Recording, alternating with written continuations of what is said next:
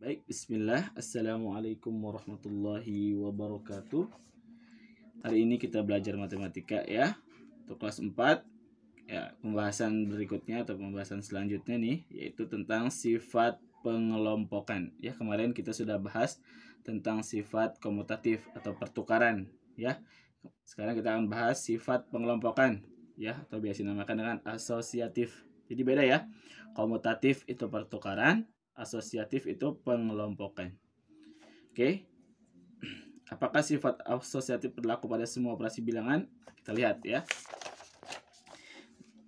Jadi untuk di buku ternyata sifat asosiatif atau pengelompokan itu hanya berlaku sama ya. Hanya pada apa? Penjumlahan dan perkalian ya. Sama seperti sifat komutatif pertukaran. Nah, yang pertama kita akan bahas sifat pengelompokan pada penjumlahan ya. Kita akan bahas tentang sifat asosiatif ya pada penjumlahan ya. Karena untuk sifat asosiatif atau pengelompokan itu hanya berlaku pada penjumlahan dan perkalian saja ya. Sama seperti komutatif ya, pertukaran. Oke, kita akan bahas sifat asosiatif pada penjumlahan. Ya, kita ambil contoh soal. Misal contoh soalnya seperti ini. Di sini biasanya kalau asosiatif pengelompokan itu maksudnya di operasi hitungnya dia tandai dengan tanda kurung. Misal tanda kurung buka 10 ditambah 5 tutup kurung. Kemudian ditambah 3. Nah, ini pengelompokan tuh artinya 10 dan 5 ini dia berkelompok. Yang dimana kalau dalam aturan matematika itu atau operasi hitung itu yang diberi tanda kurung ini dia harus dihitung terlebih dahulu ya. Jadi pada sifat asosiatif penjumlahan itu atau sifat pengelompokan pada penjumlahan itu 10 ditambah 5 dia berkelompok, kemudian ditambah 3 itu dia bisa diubah jadi seperti ini. Kan tadi 10 dan 5 kelompoknya ya. Maka 10 ini dia jadi sendiri ya. Kemudian 10 sendiri, kemudian yang berkelompok pindah.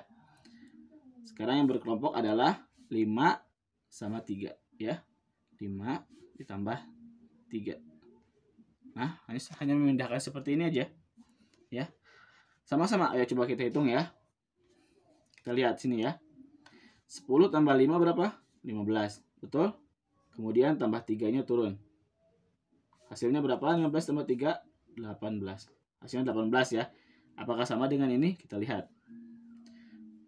Ini yang dihitung mana dulu? Iya, yang 5 ditambah 3 dulu ya. Karena apa?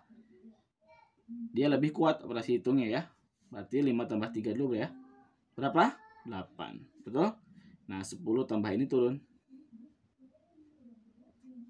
Hasilnya berapa? 18. Seperti ini ya. Hanya merubah kelompoknya saja ya. Awalnya umpamanya ini ayam ditambah bebek berkelompok, kemudian ditambah C-nya cacing ceritanya. Ya, ayam dengan bebek berkelompok, cacingnya sendiri ya. Kemudian itu sama dengan ayamnya sendiri ya, sekarang bebek dengan cacingnya berkelompok. Seperti itu ya. Oke, kemudian kita akan bahas yaitu sifat asosiatif pada perkalian. Ya. Kita masuk ke contoh. Ya. Kita akan buktikan apakah perkalian berlaku ya hukum sifat asosiatif ini atau pengelompokan ini. Kita lihat. Misal 2 ini tetap ya di kelompok yang pertama ya. Kali 5 dikali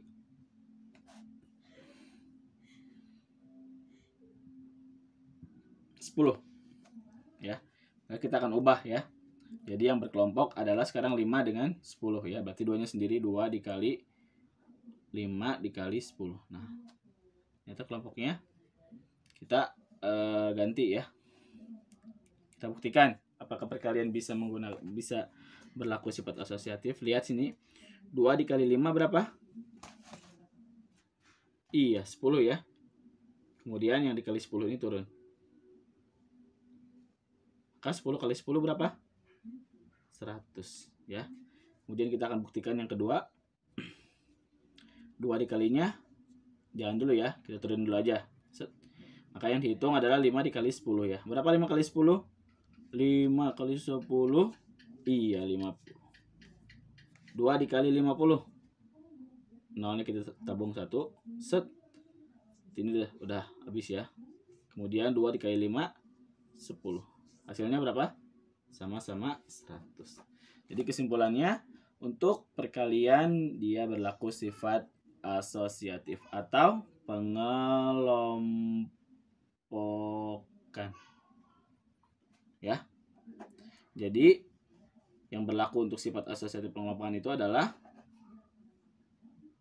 perkalian dengan penjumlahan. Nah, kita akan buktikan pengurangan ya. Coba benar gak asosiatif itu atau pengelompokan itu berlaku gak ke pengurangan? Lihat. Pengurangan ya. Misal ini kelompok lu ya. 10 dikurangi 3 kemudian dikurangi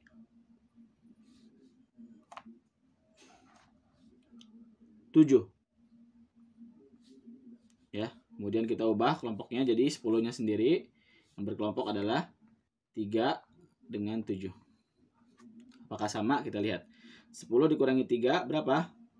7 ya. Oke. Kemudian dikurang 7 turun. Maka hasilnya berapa? 7 kurang 7. 7 diambil 7 berapa? 0 ya.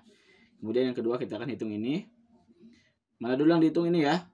3 dikurangi 7 dulu ya. 10 kurangnya turun dulu. 3 dikurangi 7 bisa gak? Gak bisa ya. Punya uang 3.000, jajan 7.000 bisa gak? Tidak. Jadi pengurangan apa?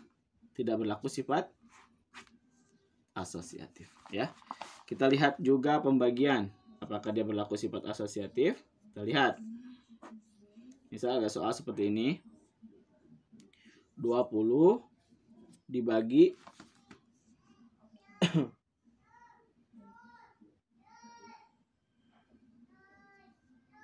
bagi 5 ya, ini berkelompok ya.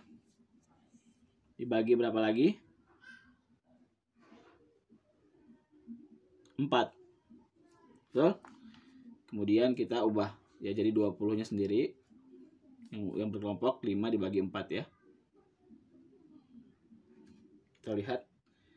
20 dibagi 5 berapa? Perkalian 5 yang hasilnya 20. 5 dikali 4 ya. Dibagi 4-nya turun. Itu berapa hasilnya? 1 ya. 4 bagi 4 1. Kita lihat yang kedua. 20-nya kita turunin dulu, 20 baginya turun dulu. 5 dibagi 4 bisa? Bisa ya. Berarti apa kesimpulannya? Untuk pembagian dia tidak berlaku sifat asosiatif. Jadi yang berlaku sifat asosiatif hanya penjumlahan dan dan perkalian saja ya. Untuk pengurangan dan pembagian dia tidak berlaku sifat asosiatif atau pengelompokan. Oke, mungkin ini saja yang bisa disampaikan. Kurang lebihnya mohon maaf. Wassalamualaikum warahmatullahi wabarakatuh.